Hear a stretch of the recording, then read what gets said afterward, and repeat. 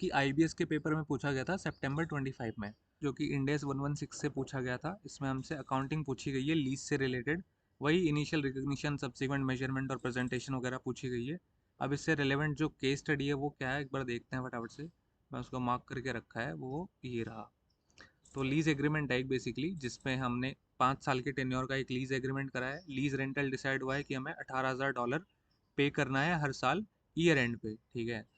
And जो commencement है उस टाइम पे इन्होंने एक्सचेंज रेट दे रखा है $1 83 का।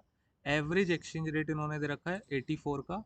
तो जब हम ट्रांसलेशन करते हैं इंटरेस्ट को तो हम 84 पे करेंगे क्योंकि एवरेज रेट है। एंड क्लोजिंग रेट भी दे रखा है ₹86 का। इसमें नया क्या है, क्यों कर रहे हैं इसको, क्योंकि अभी मैं बताता हूँ। अभी इन्होंने एप्लीकेबल इंक्रीमेंटल रेट दे रखा है 8% का, जिसको मैं डिस्काउंट रेट के तौर पे यूज़ करने वाला हूँ। अब है वो पॉइंट जिसके लिए हम ये कर रहे हैं। बोला एंटरिंग द एग्रीमेंट सर्विस, हमने एक 6% का कमीशन पे करा है गॉर्डन इनकॉर्पोरेशन को। क्यों पे किया है, क्योंकि इन्होंने ये लीज रेंटल पूरा, मतलब लीज एग्रीमेंट पूरा सेटल कराया होगा। इन्होंने एक तरह से अप्रोच कराई होगी हमारी, जिससे कि ये एग्रीमेंट में हम एंटर हो पाए। तो इनको हमने 6% का ये कमीशन दिया है। अल्टीमेटली इसकी क्या ट्रीटमेंट होती है लीज में, हम उस पर बात करने वाले हैं। तो फटाफट से इसके सोल्यूशन पे आते हैं। सोल्यूशन इज, देखो इनिशियल मेजरमेंट सबसे पहले कर लेते हैं। सारी कैलकुलेशन पहले तो डॉलर में करेंगे एंड देन फिर उसको हम इंडियन रुपीज़ में ट्रांसलेट करने वाले हैं। तो 18,000 पर डॉलर, मतलब 18,000 पर ईयर में एज अ लीज रेंटल पे करने वाला हूँ। एंड 8% मेरा पीवी फैक्टर इसके अकॉर्डिंग निकलेगा। एंड जब मैं मल्टीप्लाई करूँगा तो इतने की मेरी लीज लायबिलिटी निकल आएगी इनिशियली। ठीक है, अब मैं इसको ट्रांसलेट करने वाला हूँ रुपीज़ में। किस रेट पे, 83 पे करूँगा, क्योंकि that is my initial rate. And ये वैल्यू मेरे पास आ जाएगी रुपीज़ के अंदर। बात करें कमीशन की, कमीशन का क्या होगा, तो कमीशन उन्होंने 6% बोला था क्लियरली, ये नहीं बताया था किस चीज़ का 6%। तो हम क्या करेंगे, हम सीधा 18,000 सालाना देना है हमें, 5 साल तक देना है। तो टोटल वैल्यू हम कितनी देने वाले हैं उनको, $90,000 की। इस 90,000 पे हम 6% अप्लाई करने वाले हैं, विच इज़ 5,400। ये हमने क्यों किया, क्योंकि हमने बेसिकली एक लॉजिक लगाया है कि टोटल हम पेमेंट कितने करने वाले हैं, 90,000 की। तो उस पर हम 6% दे देंगे उस बंदे को जिसने लीज का पूरा कॉन्ट्रैक्ट अरेंज कराया है। ठीक है, तो $5,400 उसका निकल के आ जाएगा। अब ये जो पेमेंट है ये तो कमीशन है, ये तो मैं ऑन द स्पॉट पे कर रहा हूँ, यानी कि 83 रुपीज़ के हिसाब से ये पेमेंट मैं कर चुका हूँ। ठीक है, तो इसको मैं अभी के लिए फिलहाल लीज लायबिलिटी का पार्ट तो नहीं मानूंगा, बट जब मैं आर एसेट की कंप्यूटेशन करता हूँ तो मैं कोई भी खर्चा एसोसिएटेड मैं ऐड कर लेता हूँ। तो इसलिए आर एसेट में ये ऐड हो जाएगा और आर एसेट इतना निकल के आ जाएगा।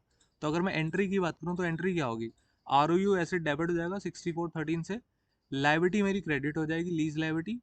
एंड ये जो बैलेंस है ये मेरा एज पेबल खड़ा हो जाएगा, और अगली एंट्री में मैं ये पेबल डेबिट कर दूंगा और टू कर दूंगा बैंक। तो ये मेरी इनिशियल रिकॉग्निशन की एंट्री डल जाएगी।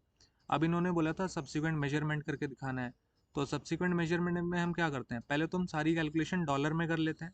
तो लीज लायबिलिटी का बैलेंस ले लिया, इसमें हमने लीज पेमेंट माइनस कर देनी है, प्लस इंटरेस्ट हमने इसमें ऐड कर देना है, और क्लोजिंग वैल्यू आ जाएगी इतनी। अब हम एक एक करके सबको ट्रांसलेट करते हैं इंडियन रुपीज़ में। तो सबसे पहले इंटरेस्ट उठा लेते हैं। ये एवरेज रेट से ट्रांसलेट होगा, विच वॉज 84 रुपीज़। तो अमाउंट निकल के आ जाएगा 4,83,000 का। इंटरेस्ट एक्सपेंस होता है, ये लाइबिलिटी को मेरे बढ़ाएगा, तो इसलिए टू लीज लाइबिलिटी हुआ है। एंड जो पेमेंट हुई थी $18,000 की, वो ईयर एंड पे हुई थी, इसलिए ईयर एंड वाला रेट लग गया 86 का। एंड 15,48,000 की हमने पेमेंट कर दी है, इसलिए लीज लाइबिलिटी हमारी घट गई है, इसलिए डेबिट हो गई है। ठीक है, इतनी बात। अब जो क्लोजिंग वैल्यू आ रही थी 59,624 की, उसको हम ट्रांसलेट करेंगे क्लोजिंग रेट पर ही, जो 86 का था। तो वैल्यू निकल के आ जाएगी 1527 की।